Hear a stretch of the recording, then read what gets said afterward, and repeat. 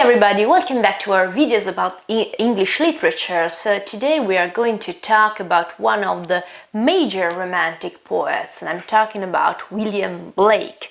In our last videos we talked about romanticism in general, so main themes, key concepts, also the cultural, political, economical context. Then we talked about William Wordsworth and Samuel Taylor Coleridge. We talked about the lyrical ballads. We talked about their different perspective of poetry, okay? And we also analyzed some of their most important poems. Now I'm going to talk about William Blake and to analyze with you in this video and the following one or better, two of his most popular works, which are The Lamb and the Tyger. Let's start introducing Blake in general. So we say that William Blake was born in 1757 and his family belonged to a very lower class, and for this reason he couldn't receive that formal education that other intellectuals at the time could have. His very small income came just from his engraving and his painting. So he was a complete artist, okay? He was an engraver, he was a painter too. And only at the age of 22 he could finally enter the Royal Academy. And when he published his first collection of poems, which was Songs of Innocence, he didn't print his poems, but he decided to engrave them. He engraved the poems and he added also some paintings or sketches to explain the meaning of his poems. And this is very particular, it's interesting also for us to see, because it was like a sort of a interpretation, okay, a visual interpretation of his themes and his messages, which is very, very interesting actually.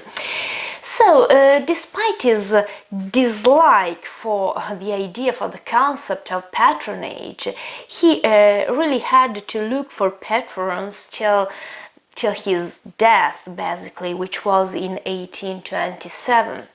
But today, as I said before, William Blake is considered one of the major poets of the first generation of romantic poets, obviously. His collections are considered prophetic books.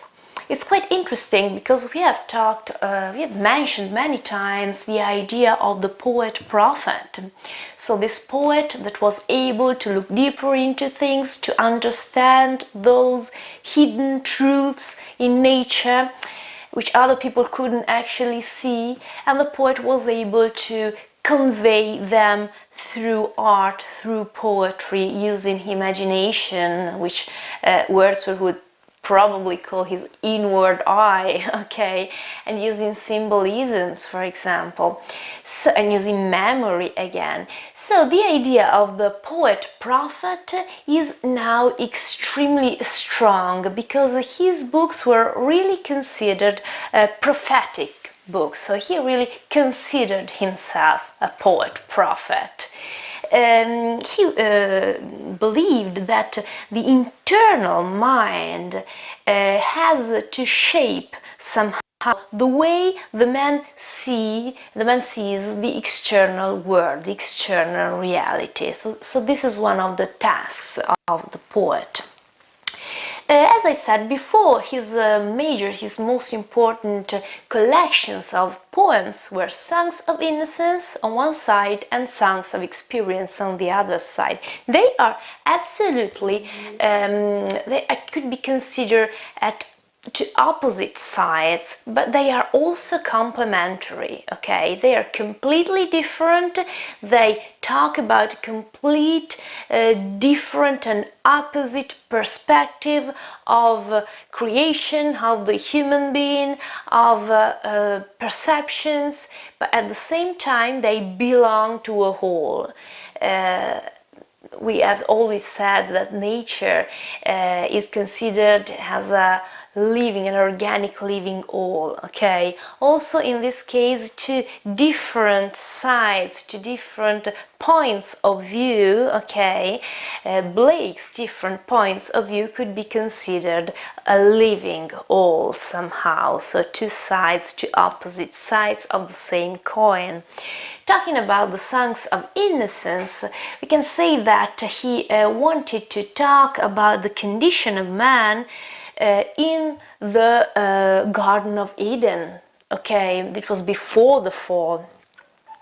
So this is a condition of innocence, of purity, before corruption. There is a recurring theme, a recurring topic, which is the childhood, who hasn't been touched by corruption yet. So he hasn't known corruption yet. On the other side, Songs of Experience are something completely different. They talk about adult life, they talk about selfishness, they talk about corruption, but pay attention, because the two collections of poems aren't the evolution of the other one, okay? They aren't the consequence of the other one.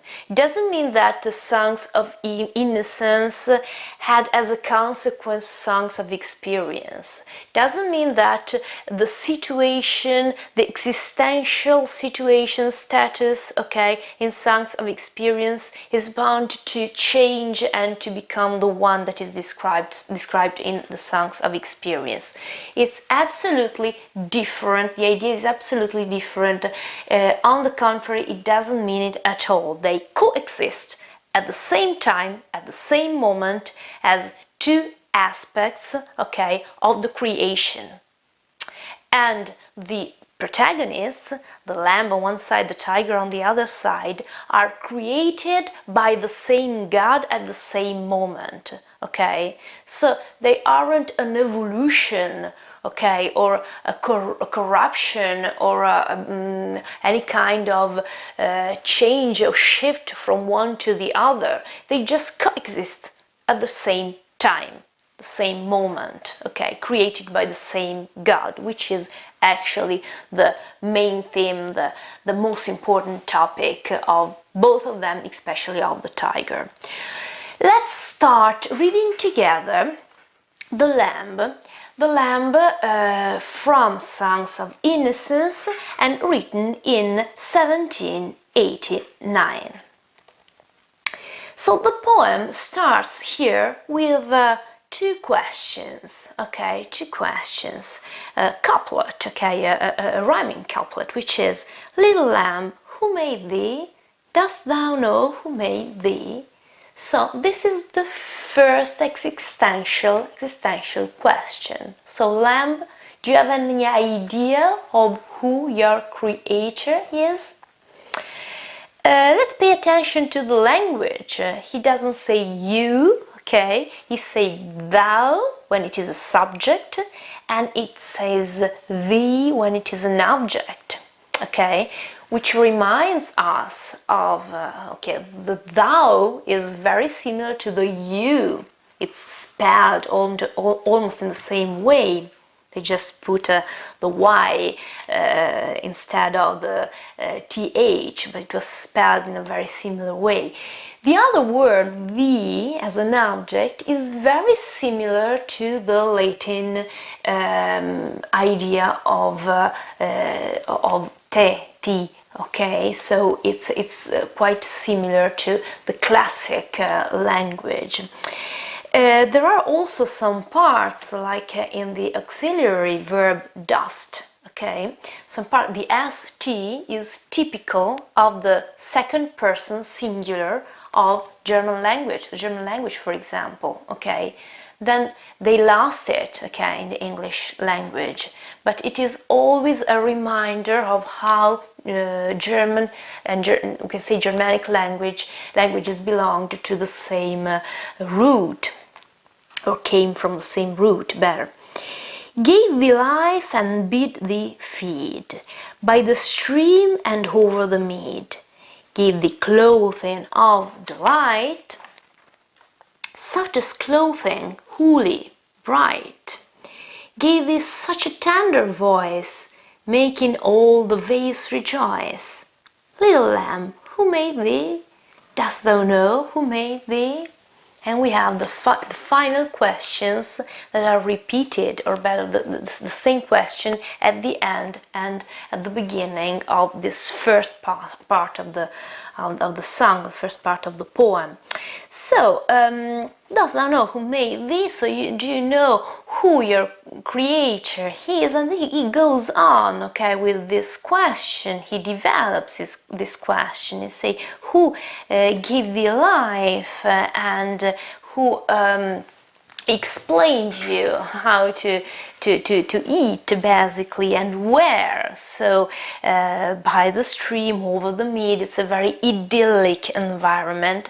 And then the very important part, the clothing, okay, gave the clothing of delight. It's soft, it's holy, it's bright. So it's tender, it's comfortable, it's white, so it's pure, it's symbol of innocence, okay, and it is bright. So we can make a reference here. Do you remember when we talked about William Wordsworth and we talked about the daffodils and we talked about the use of Wordsworth had made of colors, okay, suggestions of colors. So he didn't say that daffodils were yellow, he said daffodils were golden. He didn't say that the sky was black at night. We talked about the Milky Way, which is bright, again, as in this case here. So this is an idea of colors that should create an illusion, a description that is more than itself, okay, that is almost existential, okay. Bright in this case is pure, is good, okay, is innocent. And more than that, Blake says, who gave this such a tender voice, so always talking about the Creator, making all the vales rejoice. So the Lamb had this power to make other people happy without even knowing it, even unwillingly, okay? But he does something good for others, okay? This is the first Christian symbol, okay? To do something good for other people, okay? The idea of the voice is important in Blake. We'll see it when we will be talking about London, which is a poem from Songs of Experience, and he talks about the desperate situation in cities, and he talks about people crying in their voices are desperate, and they are defined as mind-forged manacles. So the sound of the voice is like the sound of a manacle, mind-forged, because it is forged, it is created by the progress, which is a creation, which is an idea, which is a prison that the man created himself for himself too, okay? So in this case the voice is absolutely idyllic, okay? It's pure, he gives happiness and joy. And then the couplet, the rhyming couplet at the end, okay, is a repetition of the two questions, just to underline, to emphasize the questions. Do you know who your Creator is? And then comes the answer. Little lamb, I'll tell thee, little lamb, I'll tell thee. So I'm going to tell you now who was the Creator, who made thee, okay? He, okay, with capital letter, because now we are talking about God, he is called by thy name, for he calls himself a lamb. And here is the reference to Christ, because we know that in the Christian symbolism, okay, Christ is also called as the Holy Lamb, okay, pure and sacrificed, okay, for humanity. In fact, in this case, also the Lamb has a capital letter, okay, for this reason, because it's referring to Christ. So he is called by thy name because he calls himself a lamb, basically. He is meek, he's mild, so he's tender, he's humble. He became a little child because we know that Jesus Christ arrived, okay, here as a little child, as a pure little child. And then we have this dualism. I a child and thou a lamb. We are called by his name. So we are two different entities, okay? I am myself the human being, the poet in this case, and you are the lamb, so purity, so Christ, but we together, we are called by his name, okay? So we all belong to the same creator, okay? We are all the same expression, the same creature of God. And then the final couplet, okay, isn't a question anymore. It isn't little lamb who made thee, dost thou know who made thee. It isn't also something like I tell thee because I've already told you, but it is little lamb, God bless thee. Little lamb, God bless thee. Okay, so this is a sort of a declaration of his respect, okay, towards God and creatures, humble creatures, okay, exactly as Wordsworth did in his case. Next time we are going to talk about songs of experience, and we're going to talk about the Tyger. The Tyger is as I said before, it's a sort of an antithetic poem, correspondent. It's we could say that they belong together from two opposite points of view.